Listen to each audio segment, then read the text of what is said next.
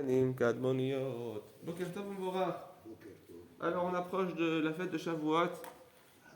Alors bien entendu, il y en a qui mangent des plats lactés, il y en a qui disent non, qui disent c'est vrai que ils ont reçu la Torah le jour de Shavuot.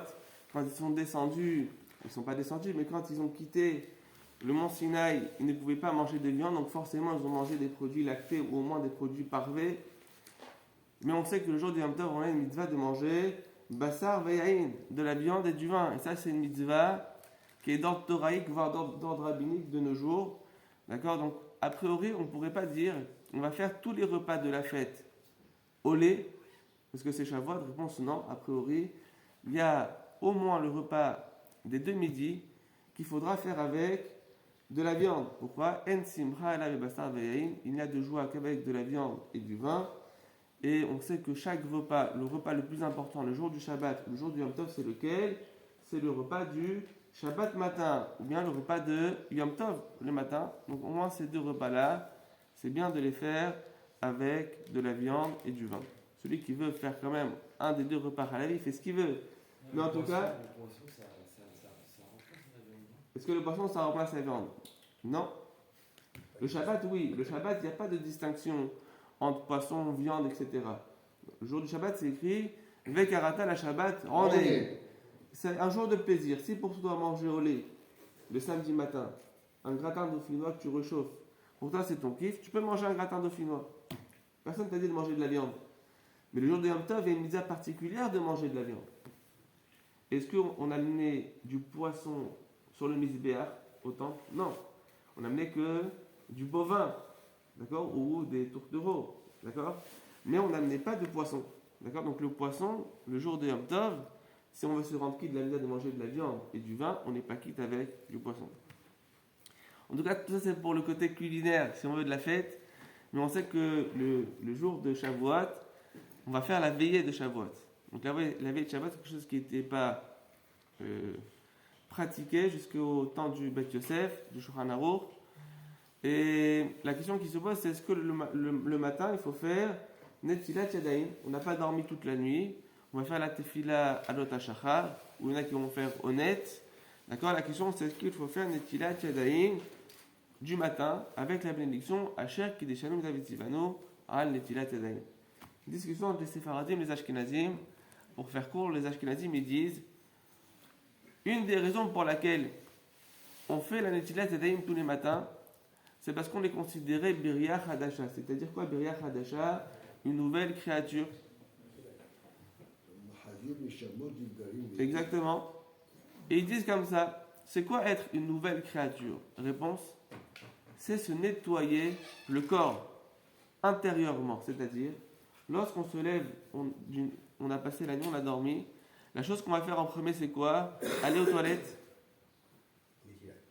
Et du coup, quand on va aller aux toilettes, on va sortir de notre corps tout ce qui est ancien, tout ce qui est de la veille, d'accord? Et maintenant, on est une vraie Bria Hadasha, une nouvelle créature. Ils disent donc, du coup, les Ashkenazim, le matin, qu'est-ce que tu vas faire? Tu vas te lever, enfin, tu es déjà debout, tu as étudié toute la nuit, tu vas aller aux toilettes, d'accord? Faire ce que tu as envie, ce que tu as besoin, et lorsque tu sortiras des toilettes, tu vas faire Netilat Yadayim 1, 2, 3, 4, 5, 6, la Beracha de Netilat Yadayim, Asher Yatzar, Elokai Neshama, etc., etc. Ça, c'est d'après les Ashkenazim.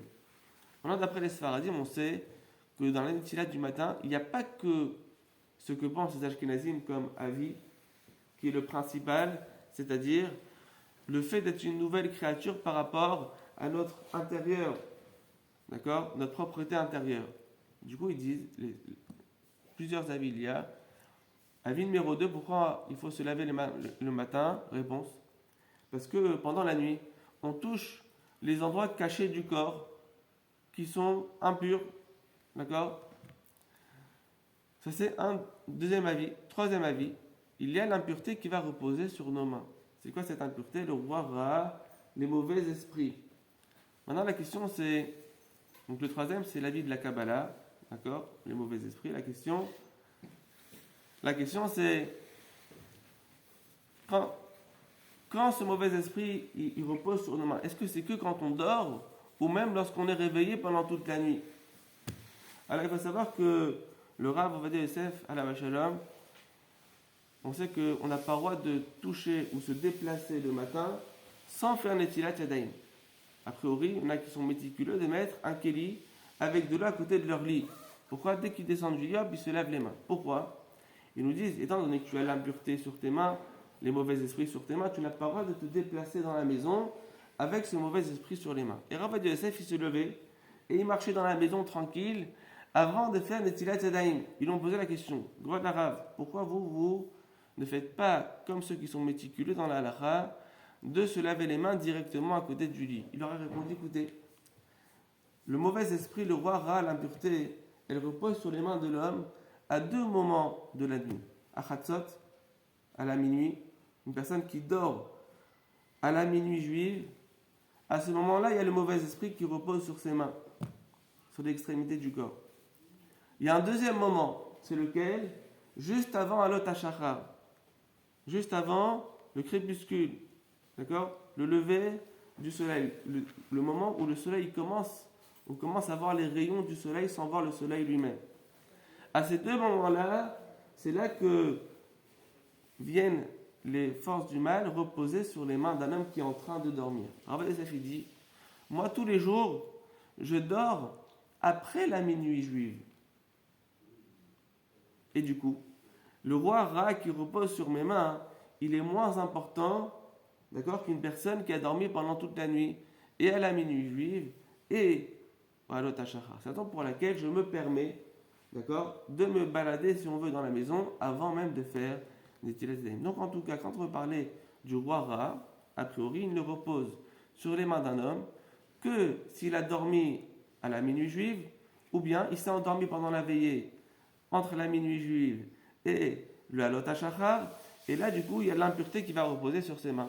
La personne qui a dormi un de ces deux moments, elle devra faire Netilat Yadayim avec la bénédiction. Mais une personne qui n'a pas dormi pendant toute cette période-là, est-ce que d'après les Séfaradim, elle va faire la bénédiction d'un Netilat Yadayim? La réponse, non. Il va faire Netilat Yadayim 1, 2, 3, 4, 5, 6, mais sans bénédiction, qu'il soit parti aux toilettes, qu'il ne soit pas parti aux toilettes. Pourquoi? Parce qu'étant donné que ce qui va impliquer, ce qui va nous obliger à faire la Netilat, c'est ce roi Ra, ce mauvais esprit qui vient sur nos mains, étant donné qu'il n'a pas dormi à ces deux moments de la nuit, on considère qu'il n'a pas reposé sur ses mains et il est exempté de cette Netilat Yadayim. Donc s'il y a une personne qui a dormi, elle fera Netilat Yadayim avec la bénédiction.